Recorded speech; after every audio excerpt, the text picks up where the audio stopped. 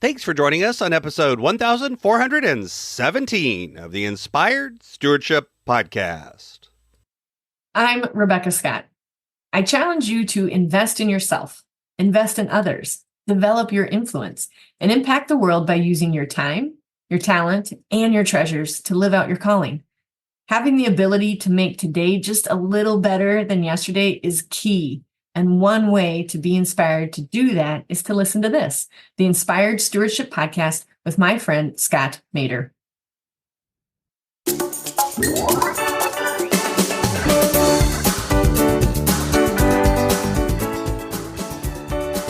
I would remind you that you are fit to do all of your roles. They are a gift. Not each one of us is going to be a rock star at every stage of life, but you are fit. Stop believing the message that you can't do it. You can, in fact, do it, even if it's at 1%. And I truly believe you can do both, and you can do them both with joy. Welcome, and thank you for joining us on the Inspired Stewardship Podcast. If you truly desire to become the person who God wants you to be, then you must learn to use your time, your talent, and your treasures for your true calling. In the Inspired Stewardship Podcast, you will learn to invest in yourself, invest in others, and develop your influence so that you can impact the world.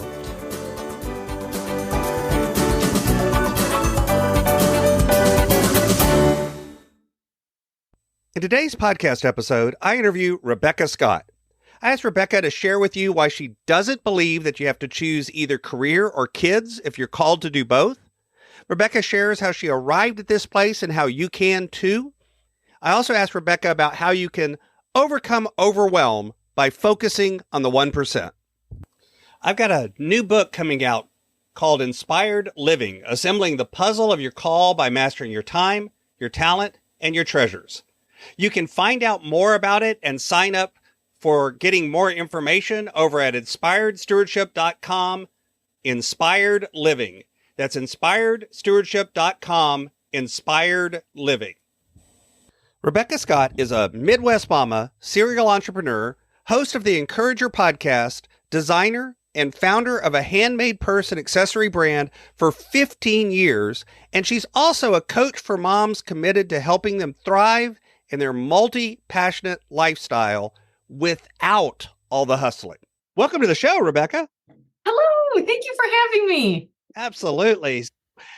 I had the honor of being on your show not too long ago and getting interviewed as well, which is great. I'll put links to that as well in the show notes to this one so that folks that come over here can go back over there and check out your show. And we're going to talk a little bit about it today. But before we go there to talking about the Encourager podcast, let's talk a little bit more about your journey, because in the intro, we talk a little bit. You're doing the purses, the accessory brands, you're a mom, you do all of these different things. You're also trying to help other folks do the same sort of thing. But I always think of intros as like the Instagram version of things. Sure. You make sure the laundry's not in the background when you take the Instagram picture, that kind of thing. So talk a little bit more about what brought you to this point of putting out your podcast, doing you do farming, you do this, you do that, your mom, you wear a lot of hats. What brought you to the point of doing all of this? It's interesting. I'm lucky enough to have a very distinct story. And I think the reason why God gave me that story is so that I would be able to retell it over and over, that it wasn't about me, it was about him. And I designed purses and accessories, and I'd been doing it for, I bet it was 7 years at that time. And I kept having people, the more children I have 4 of them, and the more things I was undertaking, they're like, wow, how are you doing this? How are you doing this?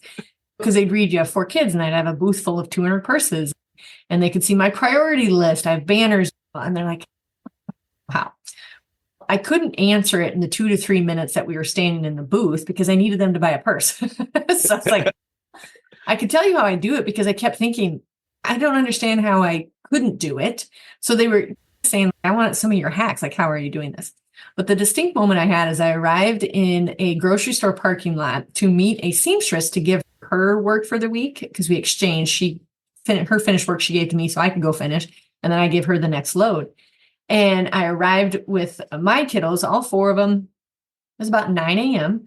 We arrived in the parking lot. That's the hour we were going to meet. She was a little bit late. She still had her PJs on. The kids were in the back seat. They saw their PJs on. No big deal, but mine were ready for the day. And if you're judging me, just wait until the end of the story, okay? So we get out and she says, oh my gosh, tell me you're not always like this, because I looked put together and ready for the day. And I said, oh gosh, no, we have mornings like that too. And I immediately felt a punch in my gut, because the truth was I was being falsely humble. For the most part, we were ready for the day most days. Now, we are human. We still have mornings like that, but mostly we did show up ready for the day. And I had things put together enough that I could do what I was doing, which was managing 20 employees and my kiddos and running these brands. And I couldn't help but I feel like your gut is your God organ. And he was saying something to me and I thought, gosh. And all of a sudden I looked at her in a whole new light and I was like, I can teach you how to do this. This isn't rocket science. I'm not surviving on some magic pill that lets me sleep only 4 hours a night. I was sleeping well. The kids were, for the most part, put together. The brand was doing well. And she was my exact model of who I was. She had 3 kids. She was trying to sew. She wanted to honor God by doing both work and home life. And she didn't feel like she was meeting the mark, and she just needed a little bit of help. And I could offer that.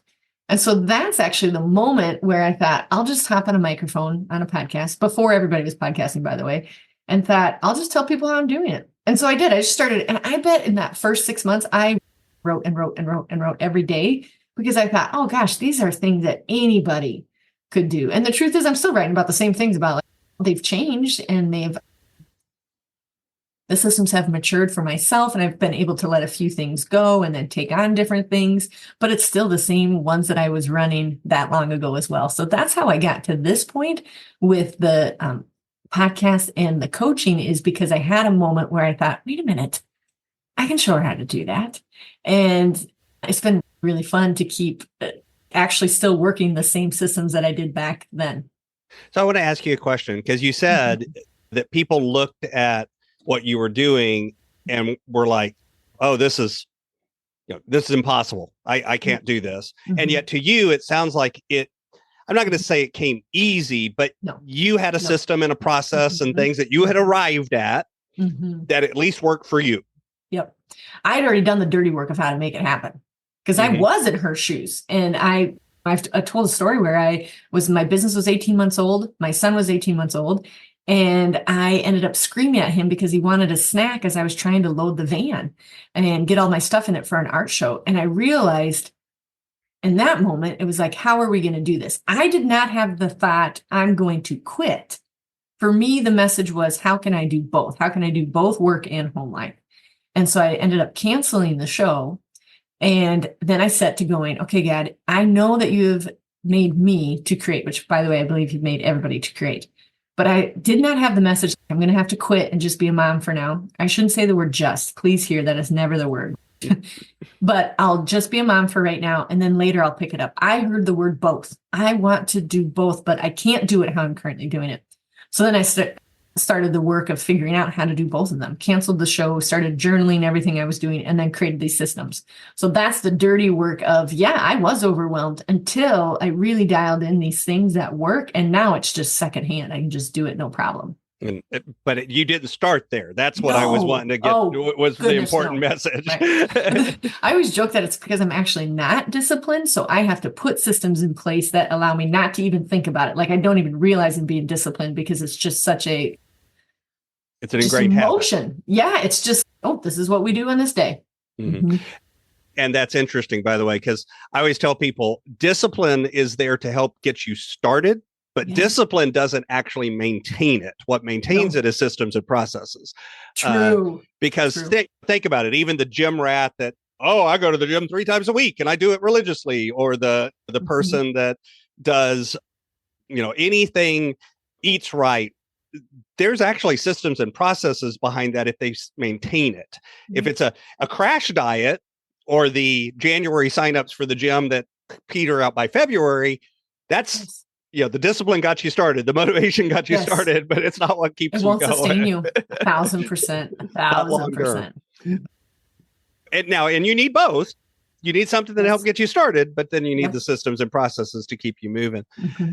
So one of the things too that you said is at the point that you decided, okay, wait, I can start helping other people this, do you think you'd already gotten it to a point where, at least from your perception, it was almost the feeling of, but everyone should know how to do this. Everyone could have done what I did and gone through the hard work. Or did you think to yourself, oh no, that was so hard when I created my own systems and processes. Now I've got to help people do it. You understand what I'm asking? I think it was in the middle there. So I thought, okay, I've got a new system after I journaled and figured out there's about 5 systems that we all run.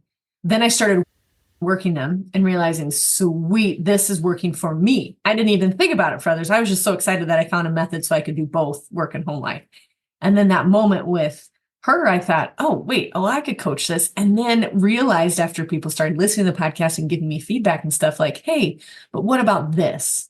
Or, hey, this is my scenario. And then realizing, oh, okay, so this can't be a blanket thing for everybody. I have got to figure out how to make it open enough so that they can make adjustments for their own unique families. And so it ended up being more of a guided tour of their own life, but here's some examples of how I do it. What might this look like for you? So continually turning it over to that person and saying, here's how I do my food system. Tell me a little bit about how you like to do yours.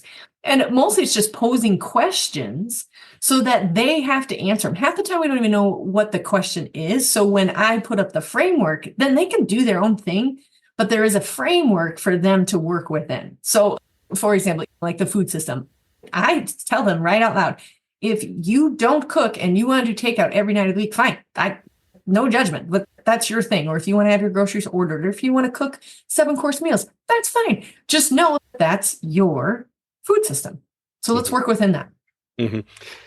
And yeah, that it's that balance of both and, it sounds like, where it's, yes, there's some frameworks and some best practices and some, targets, but within those frameworks and those best practices and the targets, there's also room for, but your life is different than my life, and that's okay. Absolutely. Oh my gosh, absolutely. And we're made to be different and set apart. And so I'm not going to force how I cook in the Midwest on somebody who's on the coastlines and just buys their groceries daily. I can't do that. Yeah, one of my clients one year sent me their initial draft budget, and they had $2,000 a month for groceries. And at first glance, that may sound like a lot of money to some people. Yeah. They had 9 children and 2 adults. Okay. They had 11 people.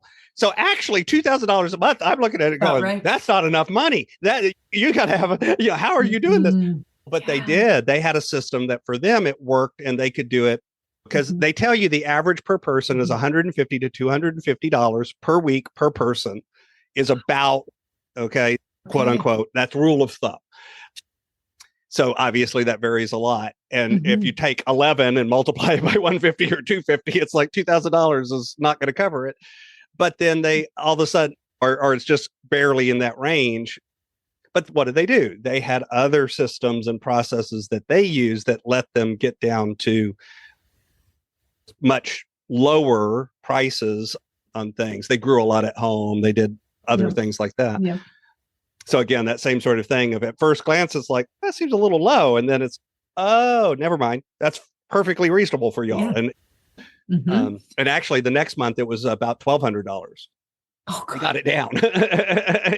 And sometimes you're just not aware of it until you ask them specifically for their family. Okay, tell me, like, this how do you do it? Didn't work. And then I say, okay, tell me a little bit more about your family makeup. What's going on? So let's talk a little bit about the faith component of this, because you mentioned a couple of times hearing that feeling from God, that gut feeling for you. I've heard people describe it different ways, but that feeling of, no, wait, I'm supposed to do both of these things. And again, doesn't mean somebody else should get that same message. They have to do both. They may be having a different direction. Absolutely. But for you were hearing that resonate. I need to do more. I need to do both of these things. How did your faith journey evolve as you went through these different stages of struggling with it, mastering the systems, and now helping other folks? I'm still developing it. I'm still always learning from God. And I think he has a really big sense of humor with me in particular, because I'll do things I'm like, dang it, I know I've already done that and messed it up before. But my faith has gotten to a point where I really, truly think the more I dial in the coaching and the making and leading my own teams and leading my children I think he really paints a different picture for each one of us using the strengths that he gave us. So there is no blanket thing that will solve it for all of us. And so, yes, we can provide as many hacks and as many tools and as many systems, but we still have to be keenly aware of how we're uniquely created and what are the experiences and opportunities that we've been given, that he's telling us this is the nudge of the direction that I want you to go. I in the beginning thought, this is what I'm going to do. I'm going to coach everybody on how it's been working for me. But again, then being reminded frequently of, hey, that's not my makeup, but I still think there's some bones here. Can you help me work this out? Reminded me of, yep, each one of us so uniquely created. And then reminding myself also is that I don't believe that God creates chaos. If you look at nature, the tree grows the same way every time. It's not like the branches are buried in the ground and it grows upside down. It doesn't work like that. So I thought, he's not the one who created chaos and confusion and indecision and overwhelm. So if we model our lives after, and this is not to be like, it has to be super organized and super military regimen lifestyle. Nope, it doesn't. But there is order. And I think that we can have that. And so throughout this journey, I've learned a lot about what the world tells us is they almost romanticize the chaos. This is the stage of life, and isn't it great? Or, we'll just survive and have our vices, binge watching or drinking. And again, no judgment on any of those things. There are moments that we do need to check out and that sort of thing. But I don't think that's from him. I think that's the world telling us just barely get through. And I don't think he wants us to do that. I think he wants us to serve one another really well and gain wisdom from one another about what is working for you. And okay, how did you do this? And how did you do this? I think that exchange of systems and hacks and coaching just from one another, not even from like you and I, Scott, that's what he wants us to do. He wants us to be in community with one another and not lean into this romanticized version of chaos. Mm-hmm. Because how are we going to make any progress on the unique things he's gifted us with if we are just barely showing up? Right. And I think a lot of times, I'll give you an example, right? What's the most typical answer to the question, how's it going? Or what have you been doing? Mm-hmm. Or that kind of thing. The most typical answer is, oh, it's busy. Yes. I'm busy. It's the busy culture is almost like you get to be proud of the fact that you're busy. Where I tell people, change that word. If the word is just busy, just means doing a lot of things. Mm-hmm. Productive means actually doing the things that you're supposed to be doing or want to be doing or need to be doing. So if you're productive, it's good. If you're busy, maybe you need to look at that a little bit more. And it sounds like you've done some of that same thing of helping people slice out, because it's part of the coaching that you do, helping people figure out what to say no to as opposed to what to say yes to. Yeah. Yeah. I was just laughing as you were talking there, thinking, I've also been super, super humbled with the podcast process. I lay a system out there. I'm 250 episodes in. So there's some of the beginning ones that I'm like, I got to re-record that. You guys don't do that one. That one doesn't work anymore. You know what I mean? Like, whoops. So I feel like I can never stop my podcast because I need to keep telling people, hey, permission here. We've evolved that one so that I can make sure that these are still overarching and working for all the different unique situations. Mm-hmm. And that is, it does evolve, not just for you personally, but then as a coach, you learn better questions, you learn different things to look out for. And how do you usually find them? By not knowing them. Oh, yeah, for sure. For getting on quick and being like, hey, guys. And sometimes they're not even a clarification on my own systems, but on a message that's being put out there by the world where I'm like, no, do not. This is not true. You were fit to do all these roles. And there's a lot of, I'm really overwhelmed. I don't know why I have all these roles. There's a lot of like elimination. Just get rid of them. Right. Well, that's not always an option to just get rid of them. But do you not think that the God of the universe saw you fit to do these roles? Mm-hmm. He does. He sees you fit. And so I don't like the messaging that you can't do it all, because while I don't think you can do all of it at once, I still think that if it's been given to you, then there's got to be a way that you can do it, and you can do it with joy too. We'll just dredge through. I'm like, how miserable is that? Right. Yeah. When the difference to me is because I agree with you on the elimination culture, the idea of just you can't be a mom and have a career, or you can't, that it's very absolutist can't. But I would say with the choices, and you give me feedback on this, if you choose and you're called to do both of those things, that does mean that there's probably within your life other things that maybe you'd like to do. In a perfect world, oh yes, I'd get to do that too, but right now I can't because I need to say no to that because I'm saying yes to over. It is important that I'm called to do these two roles, and I need to say yes to the things that are most important, that I'm most called to do. Is that absolutely accurate? I also think too, rather than eliminate, because there is seasons where you will need to say that is not a position or a job or whatever that I can take on right now. But I'm a big proponent. I think this will be written in my tombstone, is she 1%ed it. In that season with Gus, my oldest, laying on the floor asking for the snack, and I had to scream at him, I really took away from that. What can I do at 1%? Well, 1% was canceling the show, which is probably more like 60% because they never invited me back for 6 more years. It was a big thing. But anyways, I thought, how can I just 1% this creative business? So, well, I could do 1 show every 6 months instead of 6 shows. Like, how can you take those roles that you've been given, even though you have to pause on them for a little bit? Could you sustain them at just 1%?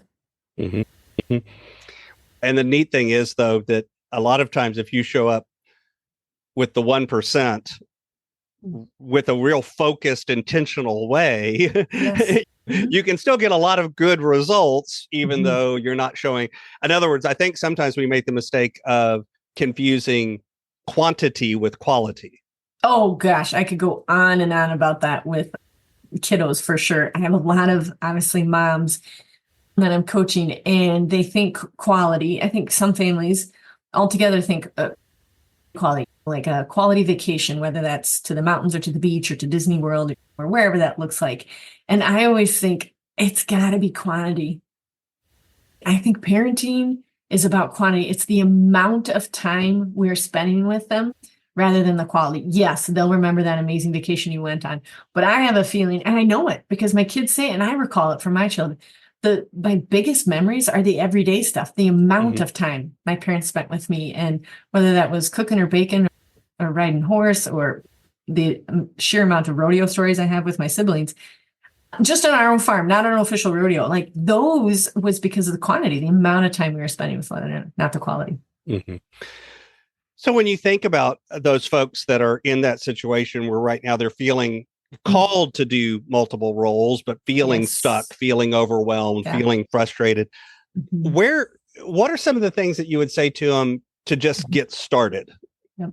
I would say just 1% it. Maybe take a look and go, what would 1% look like? Is that a Google search, a phone call, an interview? And then, what do I think I have room for 10%? Okay, what would 10% look like doing that? What would 50%? And then the next thing I want you to confess to yourself and to your family so that they honor it. I am thinking about pursuing this. Just those words alone piques everybody's interest of, oh, and then you can ask them, hey, what would this look like if I did this at 1% or 10%? Like, I'm going to reserve every Wednesday night from 7 to 10 p.m., which is something I did for 7 years. I asked my whole family, and they were little kids, so they thought it was fun to have a vote. Mommy's going to work from 7 to 10 on Wednesday nights to grow my business so that I can have some help. And so then that meant I didn't go to youth group with the kiddos because mommy was working. That meant dad was going to cook supper and dad was going to do bedtime. So it was fun because that was like mac and cheese night because it was dad's night. But just me saying that to my family allowed everybody to honor and understand what I was trying to pursue. And then I backed it up with like why I wanted to pursue it. I want to continue to stay home with you guys. So in order for mommy to do that, I've got to sew some purses that sell. And because this is my goal, this is my why. I want to stay home. And so if you're feeling that overwhelm and you're like, gosh, I do want to do this, but I'm just not sure what it looks like. First of all, play around with the idea, but start talking about it with your loved ones. Start saying, this is why I want to pursue this. This is why I'm feeling strong about it. Because it helped define for yourself, what is the why behind it? What is the pursuit? What is going to be the reward? Even if it takes 10 years at 1%ing it. And it may not. Chances are you usually get a little bit of momentum. when you honor that feeling in that role, but it may be 10 years. And that's individual for everybody who's pursuing it. Mm-hmm. But also depends on what is your target. Yeah. Okay. Yes. In other words, if you want a business that can keep you home, in your case, but that's going to look different for somebody else in a different situation too. What level of business is that, if absolutely. that makes sense? Yeah. Mm-hmm. Mm-hmm. Yeah. What level of success do you want with it? What level of satisfaction do you want out of it? 100%. I hear people all the time say things like, I want a full-time business. And I'm like, okay, great. What do you mean by a full-time business? Define that. They're like, isn't that obvious? And I'm like, no, it's not. Full-time business can mean 1,000 different things to 1,000 different people. What do you mean when you say full-time business? We say things thinking that we're being definitive when no, that means a lot. I've worked with a lot of different people and their businesses all look different and they all describe them as full-time. So what do you want it to look like? One of the things that I really like telling people is to time everything that they do. And I'll leave that for another conversation because it could go on and on. But in this instance, if you had people say, I want a full-time job, and you actually had them time how many hours a week they're putting at it, it can go both directions. And I've seen this so often in my coaching when they're like, oh my word, I'm actually only doing 6 hours of work a week. By the time I feed everybody, do all my home system, get everybody to all their things, I'm actually only working 6 hours. And I always think, oh, that's okay. Like now, so do you want to change it? Do you want to lessen it? What do you think? And they're like, I just got to get more disciplined. Okay, well, we can have some systems and hacks to do that. Or it's the reverse. And they're like, I'm putting 60 hours towards this. What am I doing in those 60 hours? So then we're like, okay, is there room to hire some help in there? Are you completely wrecked and you cannot continue at the 60 hours? Maybe you need to dial back to 40 hours and what part of things. So it's always an interesting thing when you're pursuing something and say, I want a full-time business. Let's talk about how many hours are actually being applied to what you're doing. Well, and a lot of times what it turns out is they want a full-time income. That doesn't necessarily mean they want to work full-time hours. Right. That's a whole other thing, right? Which is a whole other conversation altogether, because you can do both of those, but it does require, again, knowing that's what you want to create, because otherwise, a lot of times we'll fill up any available time with stuff. Oh, for sure. It's important. And I'm sure you would say this as being the encourager for stewardship is like the hourly pay. Take note of the hours you're applying to it and actually what is coming back to you. So be a good steward of the time you're putting to it and the money that is being returned, because they may be way different in your head than they look like on paper. Right. Yeah. And I've done similar exercises with people to really dive in and measure how long things are actually taking and what are you actually doing in that time? Because are you scrolling Facebook or are you actually working? Creating the post. Because I'm working, but what you're really doing is scrolling Facebook. Okay, then let's admit that. Let's put that down on paper and say that out loud and then decide if you want to fix that or not. Do you want to change that or not? Like you said. Yeah.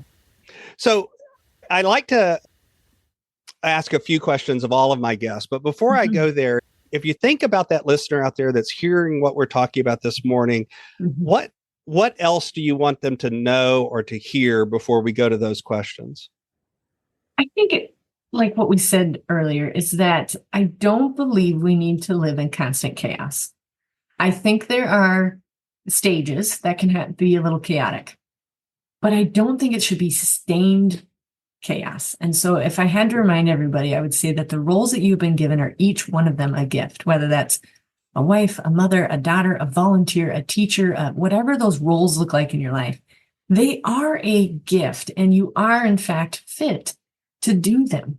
They may feel overwhelming, but you have got to figure out then some systems and some simple things to make that there, but don't think that you are not fit to do them. They are yours because he wants to see you be fruitful in them. And I don't think it has to be a level of chaos that is super stressful.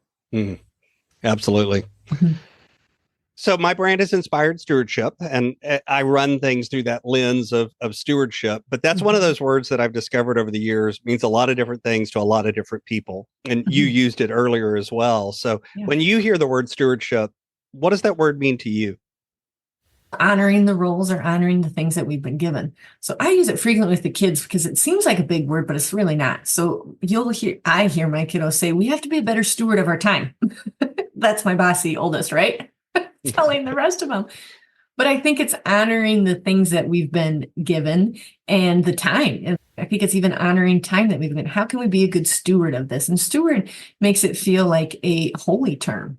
And so I think it also involves Jesus when you say the word steward. Is, oh, okay, so this is a gift, and how are we going to use it and even pursue it? Like, how do we be a good steward of our time? I don't think it's just of money, as I'm sure our whole podcast is about. It's about all the things, but being a good steward is a very common phrase in my household, to just honor it, honor the role, honor the thing, honor the project. How do we be a good steward of what we've been given? Mm. So this is my favorite question that I like to ask everybody. Imagine for a minute that I invented this magic machine, and with the machine, I could pluck you from where you are today and transport you into the future, maybe 150, maybe 250 years. Okay. But through the power of this machine, you were able to look back and see your entire life and see all of the connections, all of the ripples, and all of the impacts you've left behind. What impact do you hope you've left in the world? I said I already wrote it on my tombstone, is that I think you can do all dreams at 1%. And I think it'll be like, oh yeah, I did just start with that simple phone call. I thought that meant nothing. I'm like, nuh-uh, that was the tiniest thing that you could do from the nudge that you knew in your heart you were supposed to start pursuing. So I would look back and be like, man, imagine all the little tiny 1% seeds that were planted by me talking about 1%ing it all the time. That's what I would hope to look back at, is like, she taught me how to live a dream 1% at a time. So what's coming next? What's on the roadmap for the rest of the year? Oh my gosh, hold on. I just thought of something. Oh, okay. This might be a little bit creepy, but it gives permission for everybody. I read my obituary about 3 to 5 times a week. And some of you have probably heard that. But one of the things in my obituary also, it says that people would leave her with a renewed sense of joy of what they too wanted to accomplish. And so when you see the roles that I run and all the things, and then you see me in my brands being goofy and dressing in costumes and stuff, I have a lot of joy while I do it. And I think that is possible, to have a bunch of joy, but that people would see it or listen to the systems and go, they'd have a renewed sense of joy of what they too want to accomplish. It may not be what I want to accomplish or on the level that I want to accomplish it, but they're like, you know what? If she can do it and she can do it with joy, maybe that's possible for me. So that's how I would better answer that, is I want to leave them with a renewed sense of joy of what they too want to accomplish. Okay. I think both of those answers are good. And by the way, it is my version of the obituary question, but asking people what do they want in their obituary tends to creep people out. So I ask it a more positive way. God, I'm going to borrow that, because people do get weirded out when you say it. It's weird when you say, please write your obituary. And I used to do that. Now I ask them this question instead, because it seems a little softer way of asking it. Yeah. Again, what's coming up? What's coming next on the roadmap for you? Oh, goodness. I'm still making a lot of awesome custom purses, and I'm enjoying doing that. I love to see people come alive when they create something beautiful. So if you'd like to visit designyourownpurse.com, I think you'll have a really good time picking out something awesome. And I can't wait to keep encouraging and coaching people. So if you go to theencouragerpodcast.com, there's loads of different options on there. You can listen to my book. You can join my academy. It's 6 hours or less of a digital course. 6 hours, you guys, that's one weekend. That's one week. You just do 3 hours here and 3 hours there. You can listen to it while you're traveling somewhere, and it will just help you with a renewed sense of joy, and that there is a method that can work for you.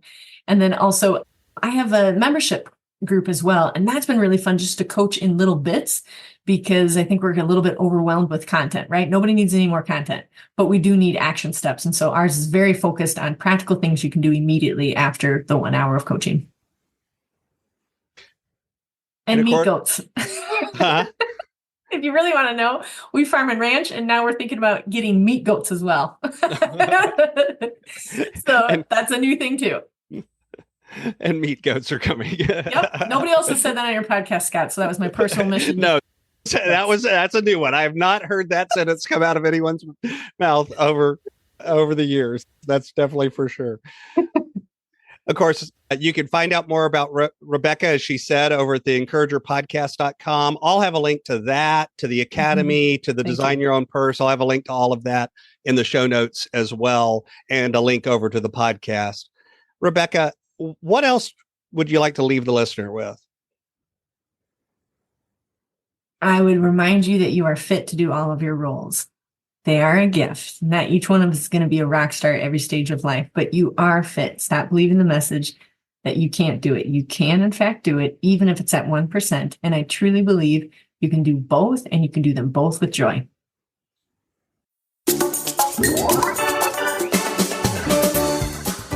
Thanks so much for listening to the Inspired Stewardship Podcast. As a subscriber and listener, we challenge you to not just sit back and passively listen, but act on what you've heard and find a way to live your calling. If you enjoyed this episode, please do us a favor.